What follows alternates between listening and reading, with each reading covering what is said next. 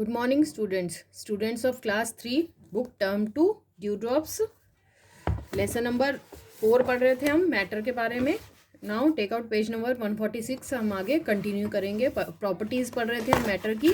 कोई भी चीज़ solid liquid gas है वो मैटर है, उसके बारे में पढ़ रहे थे। Second point is matter has weight. Matter का वजन होता है। Matter has weight, we can measure the weight of the matter. तो हम उसको मेजर कर सकते हैं, उसका पता लगा सकते हैं कि इसका क्या वेट है किसी मैटर का।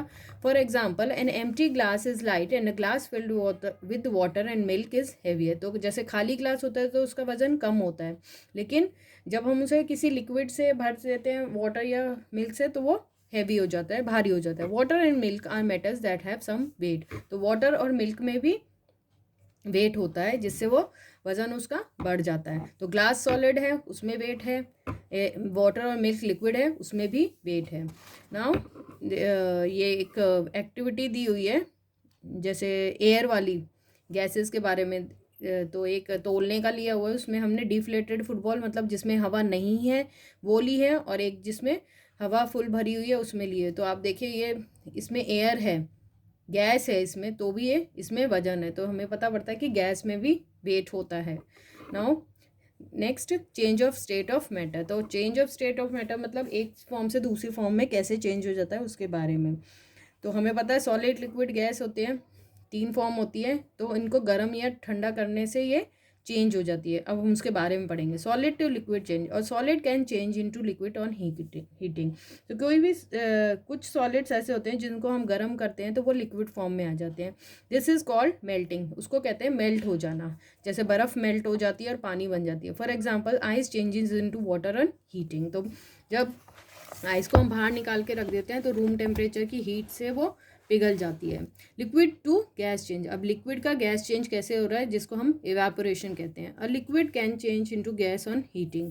तो लिक्विड को जब हम गर्म करते हैं तो वो गैस में चेंज हो जाता है गर्म करने पे। This is called evaporation. For example water changes into water vapour on heating. तो जब हम पानी को बॉयल करते हैं तो उसमें से जो भाप निकलती है वो वेपर, वाटर वेपर्स निकलते हैं, वो गैस होती है।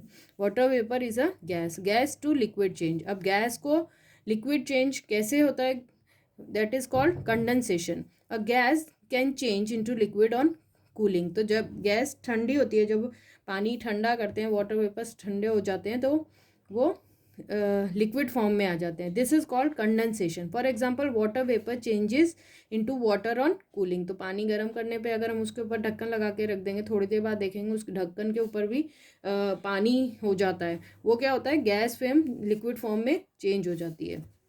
Liquid to solid change. अब लिक्विड को सॉलिड में कैसे चेंज करेंगे, दैट इज़ बाय फ्रीजिंग। जब हम पानी की बर्फ़ जमाते हैं तो वो फ्रीज हो जाती है। Liquid can change into solid on cooling. तो ठंडा करने पर पानी को वो सॉलिड में चेंज हो जाता है। This is called freezing. For example water changes into ice on cooling in freezer of A refrigerator. जो हम फ्रिज में बर्फ़ जमाते हैं तो वो लिक्विड सॉलिड में चेंज हो जाता है। ये एक्टिविटी है, ये आपको घर पे रीड करके इसको समझना है। Take out a cup of ice cream from the freezer and keep it outside on the table. After some time it changes into liquid. Now if you keep it back into freezer it becomes solid after some time. तो इस तरह से पता पड़ता है कि matter change होता है एक स्टेट से दूसरी स्टेट में। जैसे बर्फ़ जमाना और बर्फ़ पिघलाना, इसी तरह जब हम आइसक्रीम को बाहर रख देते हैं वो पिघल जाती है और वापस फ्रिज में रखते हैं तो वो वापस जम जाती है। MCQs। Ice changes into water on. Ice water में कैसे चेंज होती है, on heating. The process of change of liquid into solid. तो जब लिक्विड सॉलिड में चेंज होता है तो उसे क्या कहते हैं, कंडेंसेशन, इवेपोरेशन और फ्रीजिंग। That is freezing. बर्फ जमाने पे सॉलिड में चेंज हो जाती है। Water cycle. In nature water is found in 3 state, solid, liquid and gas. The water in lakes, ponds, rivers and seas is heated by the sun. तो water cycle के बारे में हम पढ़ेंगे कि पानी ऊपर इवेपोरेट होता है, वापस नीचे कैसे आता है, एक पूरा सर्कल बनता है। That is called water cycle. तो जब पानी होता है लेक्स, पॉन्ड्स, रिवर्स में, वो सूख जाता है सन की हीट से। Due to heating water changes into water vapour, और वो वाटर वेपर में चेंज हो जाता है गर्म होने पे। This is called evaporation. इसे हम इवेपोरेशन कहते हैं।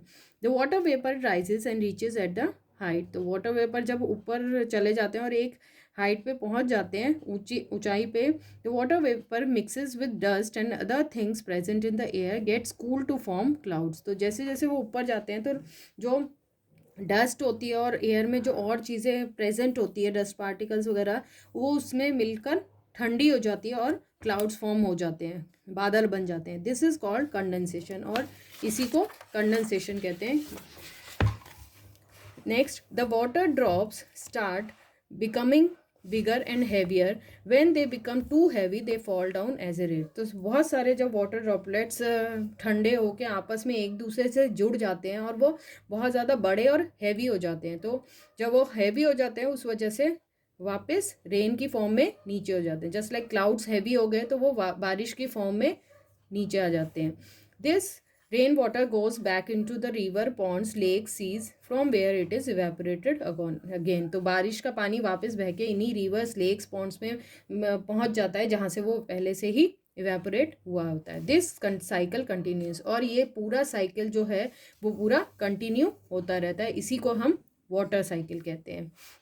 Now uses of matter. अब मैटर के यूजेस क्या हैं, इस्तेमाल क्या है। Solids, would is use for making furniture, houses and many other decorative things. तो सॉलिड वुड है, उसमें हम फर्नीचर, घर और दूसरी आइटम, डेकोरेटिव आइटम को बनाने में यूज़ करते हैं। Iron is use to make gates, grills and utensils. तो लोहा है हमारे गेट्स, ग्रिल्स और कुछ बर्तन बनाने के काम में आते हैं। Plastic is use for making toys, containers and many other things. और प्लास्टिक जो सॉलिड है वो खिलौने या बर्तनों को या कुछ और भी आइटम्स बनाने के लिए काम आते हैं। Most food items like bread, cake and idlis are solid. तो खाने की भी बहुत सारी आइटम है जो हम खाते हैं वो सॉलिड फॉर्म में खाते हैं, जैसे ब्रेड, केक, रोटी, चावल, ये सारी सॉलिड चीज़ में आते हैं। तो आपको ये लेसन यहाँ तक पढ़ना है। Read this lesson at home और वाटर साइकिल ड्रॉ करने की कोशिश करनी है। Bye, have a nice day.